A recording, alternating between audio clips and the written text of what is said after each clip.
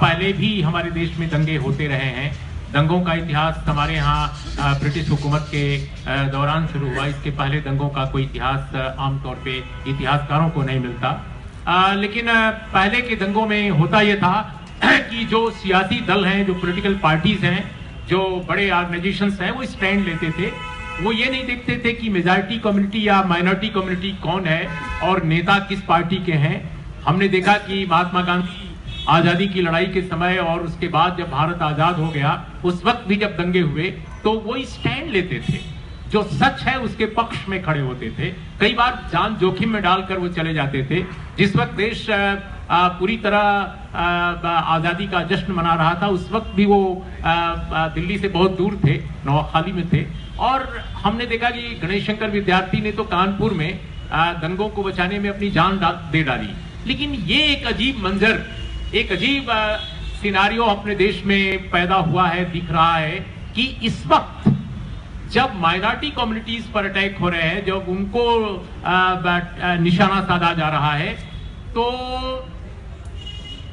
इस दौरान जितनी पॉलिटिकल पार्टीज हैं, ज्यादातर की बात मैं कर रहा हूं, जो खासकर बड़ी पॉलिटिकल पार्टीज हैं, वो इस नाते नहीं बोल पा रही हैं, सच बोल नहीं पा रही हैं कि भाई इससे कहीं आपको माइनॉरिटी अपीसमेंट या आपको हिंदुत्व जो है उससे आपको अलग न कर लिया जाए। तो इसीलिए बहुत सारी पॉलिटिकल पार्टी सॉफ्ट हिंदुत्व का लाइन लेने के सिलसिले में या लाइन लेते हुए एक अजीब किस्म का स्टैंड ले रही हैं, जिससे कि हमारी डेमोक्रेसी पर बहुत बड़ा खतरा पैदा हो गया है।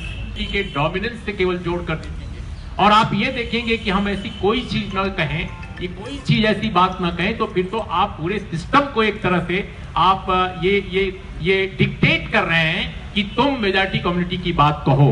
इसलिए जो आप तीनों लोगों ने अभी बात कही, चाहे वो हमारा जुडिशियल सिस्टम है, हमारा पुलिस एडमिनिस्ट्रेशन है, सिविल एडमिनिस्ट्रेशन है, अगर इसमें इस तरह से नंगे किस्म की बायस आ रही है, बिल्कुल नंगी पक्षधरता अगर सामने आ रही है, तो ये मैं समझता हूं कि हमारे पॉलिटिकल सिस्टम की देन है। ये सिर्फ 2-4 सिरफिरे लोगों की देन नहीं है, ये पूरे पॉलिटिकल सिस्टम की देन है। अब एक बड़ा पुलिस अधिकारी, कोई कांस्टेबल नहीं, कोई दारोगा नहीं, कोई सब इंस्पेक्टर नहीं, director general of police level का आदमी एक खुलेआम सभा में संकल्प ले रहा है विश्व हिंदू परिषद या इस तरह के सेपरेट ऑर्गेनाइजेशंस या बजरंग दल के साथ कि वो मंदिर बनाने का हम प्रण करते हैं। और आज तक उस director general of police level के ऑफिसर के खिलाफ एक नोटिस तक, शोकाज नोटिस भी नहीं गया। ये पहले आप कल्पना नहीं कर सकते थे। कम से कम 1947 से लेकर अब तक हम लोग जो देखे हैं, हमारा तो जन्म बाद में हुआ, लेकिन 1947 के बाद भी ऐसी कोई घटना उस दौरान दिखी नहीं कि सिविल सर्वेंट को इतना बड़ा, पुलिस ऑफिसर इतना बड़ा स्टैंड खुलेआम ले रहा है और सरकार की तरफ से कोई नोटिस नहीं जा रहा है।